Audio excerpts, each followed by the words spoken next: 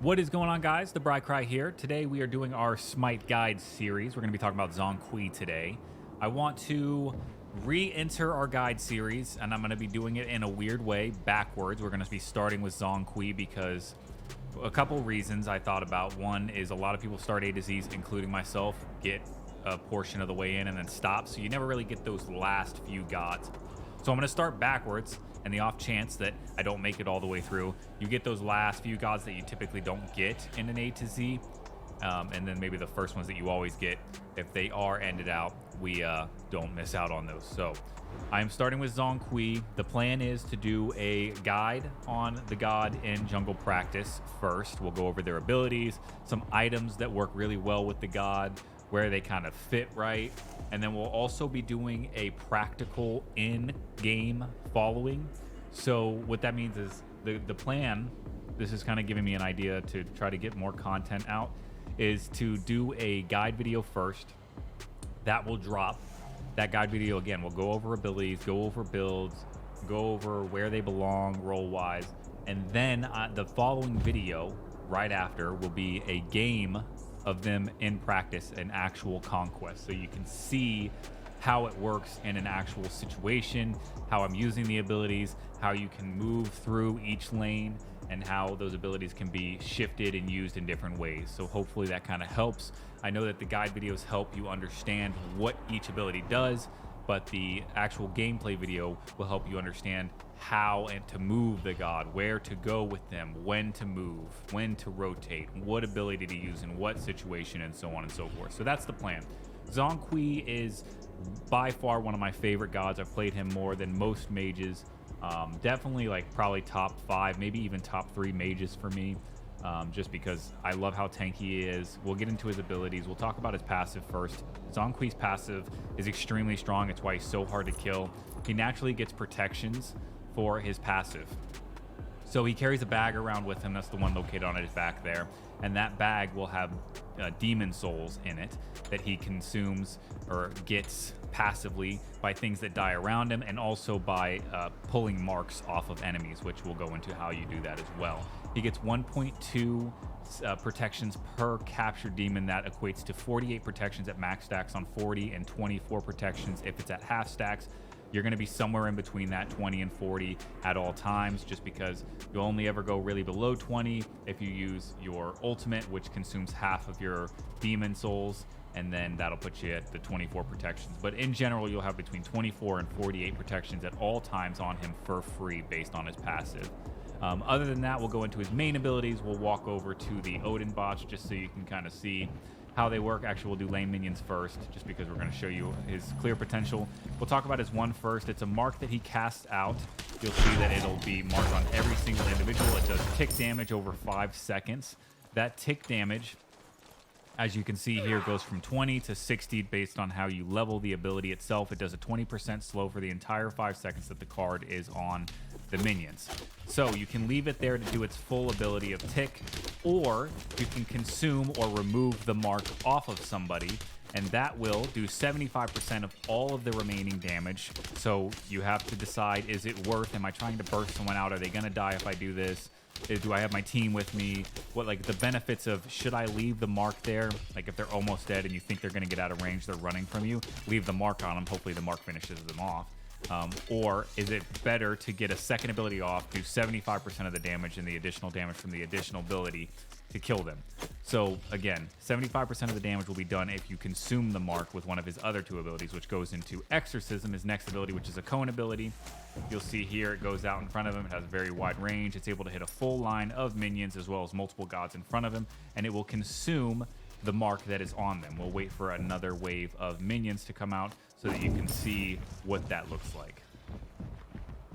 Now, with the consuming of this, it will do the additional damage from the 75% reduction, or the 75% from the marked, and then the actual ability damage for your 2, which looks something like this. They have the mark on them, and then you can use the ability. It's really good for clear, especially on Zhong Kui. You will notice that his clear is really good. And then you can also consume the mark by using his 3. Now, we'll finish up with the 2 here because it's important that you know this. His 2 also heals you, so it's a really good ability to use if you are in danger. So you get a heal off of his 2 from 15 all the way up to 115. It does up to 3 healing per demon that you absorb through marked enemies with the exorcism from exposed evil. That will be really good in situations where you're trying to get out. Zhong Kui is okay when it comes to escaping. He doesn't have any dashes, so his movement is kind of hindered a little bit, but he does have his stun on his Book of Demons, and then he has his immune to knockbacks and slows on his ultimate. So those are kind of ways that he can get out of combat. But in general, you want to be careful on how you're using his abilities because you always want to be able to get away. And we'll talk about some items that help Zanqui a little bit when it comes to getting out of damage, but also his passive helps. This is why he's kind of so tanky, because he's meant to be able to sit there and take that damage, especially if he needs to get away being hit as he's running. For his 3, you do between 80 and 300 damage. It also stuns enemies. Now, this will do 2 times the stun duration, so it's 1 second on stock, 2 seconds if they have a mark on them when you do it. So this kind of comes down to when should I use my exorcism to consume the mark and get the heal? Should I use the Book of Demons to consume the mark and get the additional stun? Or is the additional stun going to help me kill them? Is my team coming? Are they going to get there in time for the 1 second stun, or should I do the 2 second stun?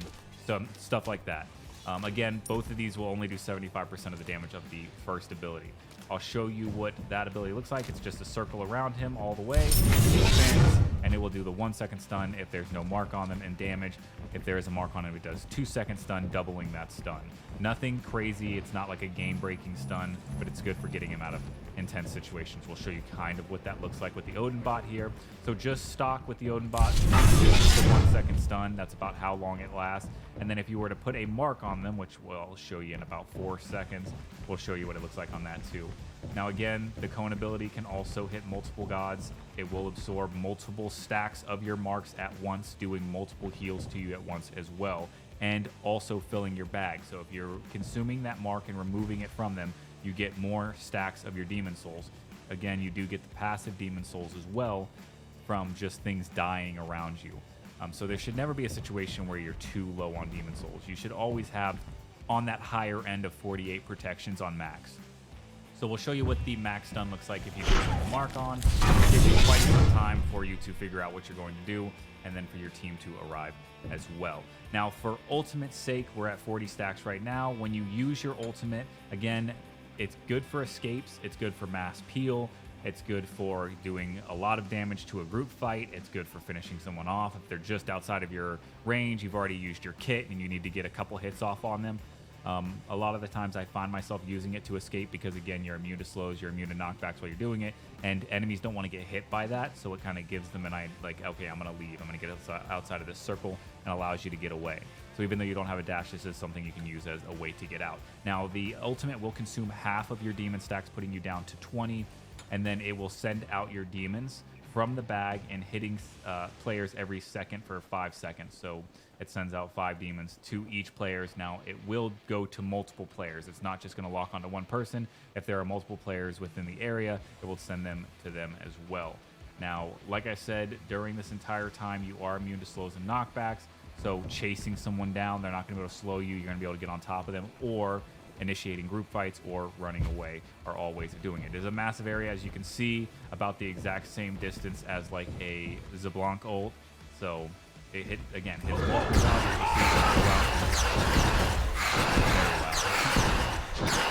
Goes down to 20, which is your stacks of demon souls, and again will hit multiple gods, and they do speed up as they're chasing, so there's really no situation that if they launch at that person, if it's already targeted to them, it's already out of the bag, it will hit them. There's no way they're going to escape out of that. Obviously, if they have a Sank or something like that, then there's a chance. I guess there's some gods that might be able to avoid the damage from it, like a Nox if she goes inside of someone or something like that. But in most cases, it's going to hit the targeted person once it leaves the bag. There's not a lot of chances they're getting away from that unless they have an ability that specifically gets them out of that range of damage. So a really good ultimate, especially for group fight initiation and peel.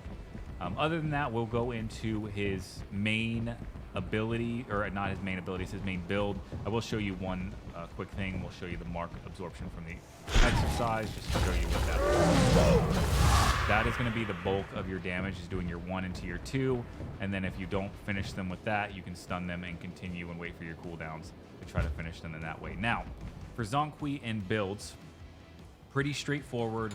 For builds, it's going to be a lot of the strong items right now. This will change as items get nerfed, buffed, changed, so on and so forth. But typically, no matter where you have Zhong, because Zhong does really well on mid, he does really well on solo, does probably his best work on solo lane, I think. But, you know, some people will disagree. But definitely a good solo god. I've used him on the support lane. Not necessarily the best support, of course, but I think he works fine there. And then I've had some cheeky carry games as well, because something I didn't mention earlier with his 3, you will get the scroll that hovers on his left there, and that scroll will also send out a basic that does, I believe, 50%. We'll take a look here. It does, yeah, 50% of Zhongqui's basic damage. So then you basically are doing 150% basic damage to anybody you're hitting with your basics at that range. There's a chance that it misses, and that does happen sometimes. But if you go like an attack speed build with him, that could be, I don't know, kind of interesting. Not necessarily saying playing him in the carry lane, but it's not viable. So going into builds, very straightforward. Everything I have built here is pretty standard for him. We'll talk about Pendulum of Ages, which is the best starter for mages right now, in my opinion.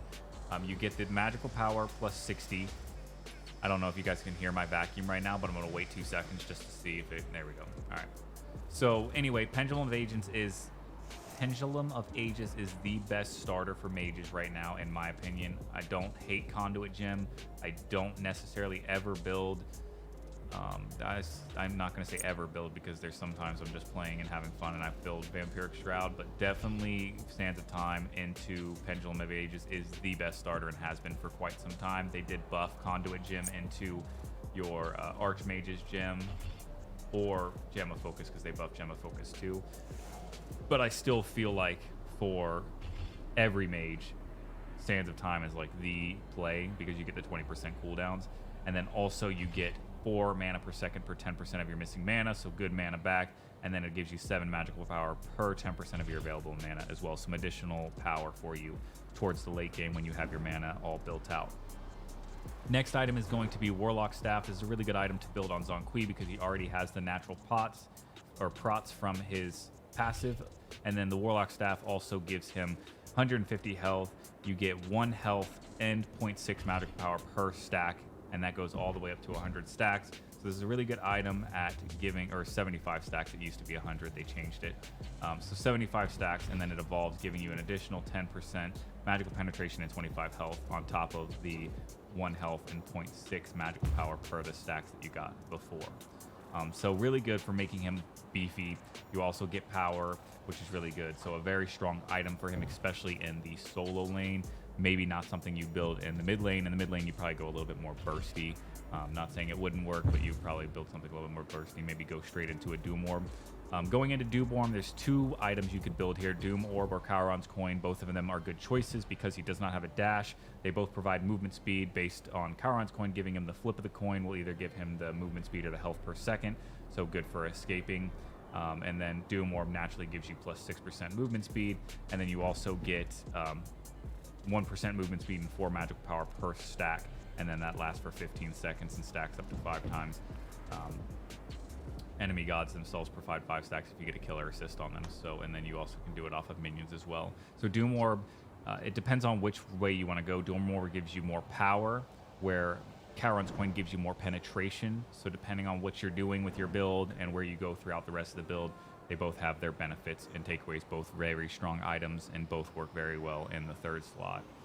Going into your 4th slot, if you're having trouble with lifesteal, which in most games you'll probably have someone that's doing mass lifesteal, so either the carry is going to build like a Devourer's Gauntlet, Aussie, something like that. If they don't build that, then most likely you're going to have your mid building some kind of Bancrofts or Typhons, Soul Gem.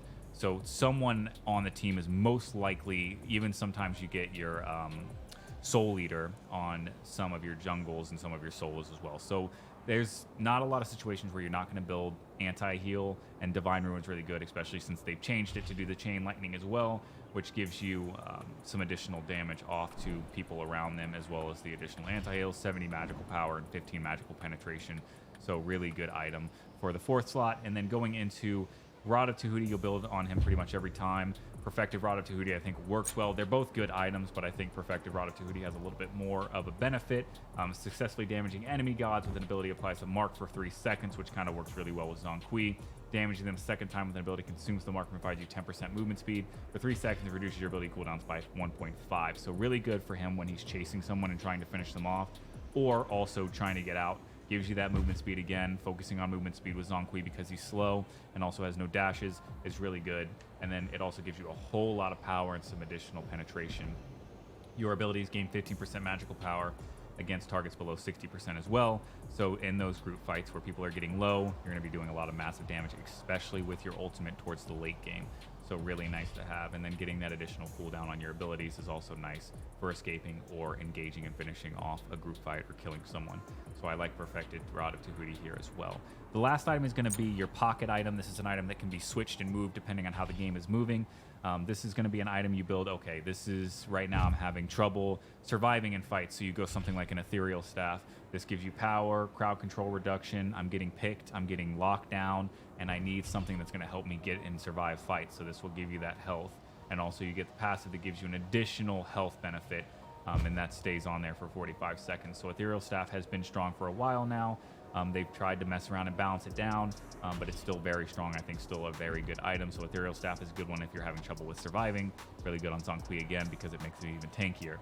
If you're not having trouble surviving and you're having a really good game and you have a lot of kills and low deaths, you're not getting locked down, then you can play something else here. You can go for more cooldowns because right now you're only at 20% on this build just because of Pendulum Evasion's lockdown. Up until you update that, you'll be at 10%.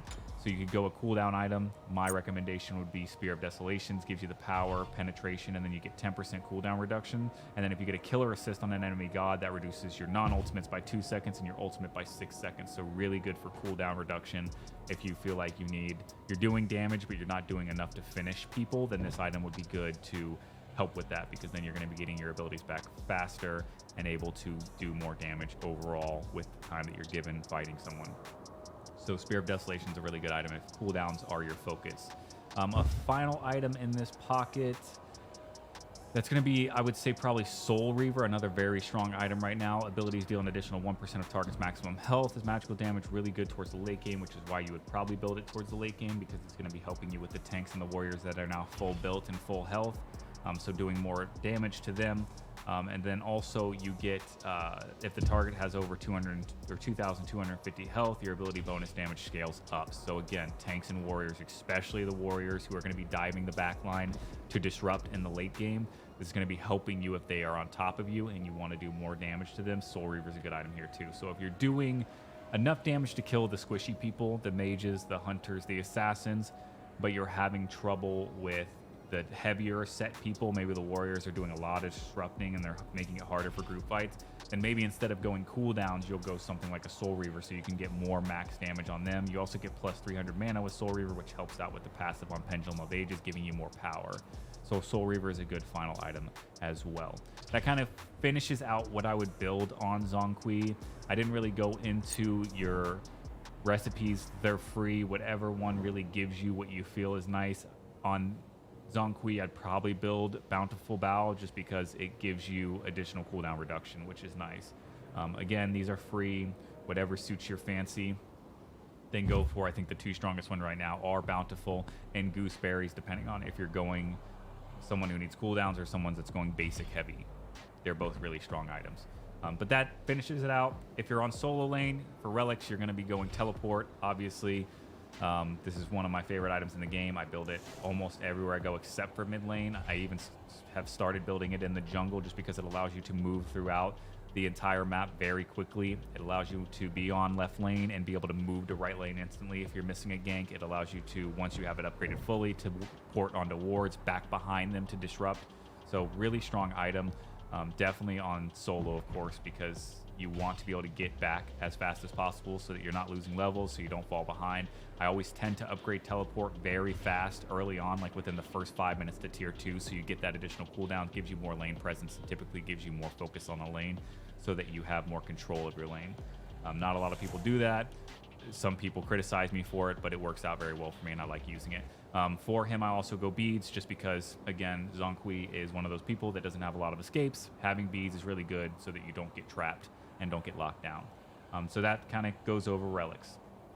Other than that, I think that kind of covers Zhong Kui. Again, I will be doing or dropping a Zhong Kui video gameplay in Conquest, either in the solo or mid lane, within the next couple days after this video drops, if not the day after, so it'll be relatively soon.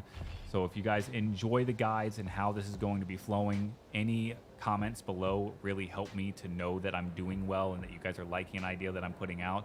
I know that my videos drop a little bit slower than most SMITE content creators, but again, I work a full-time job. I do a lot of stuff outside of video games, so I try to provide quality content with the time that I have, and so I'm not going to put out videos that I feel like are not good. So I hope that is understandable. Any criticism, leave down in the comments below. I do listen. Anything you guys want to see, just because I'm doing this Z to A, I guess, with guides and gods and conquest, doesn't mean that I'm not going to do other videos throughout that are of different gods and different roles and stuff. I'm not going to just be doing specifically this. So if you guys want to see gods in specific roles, feel free to drop it below. If you guys are enjoying the video, again, like, subscribe. Also drop a comment below letting me know that I'm doing well.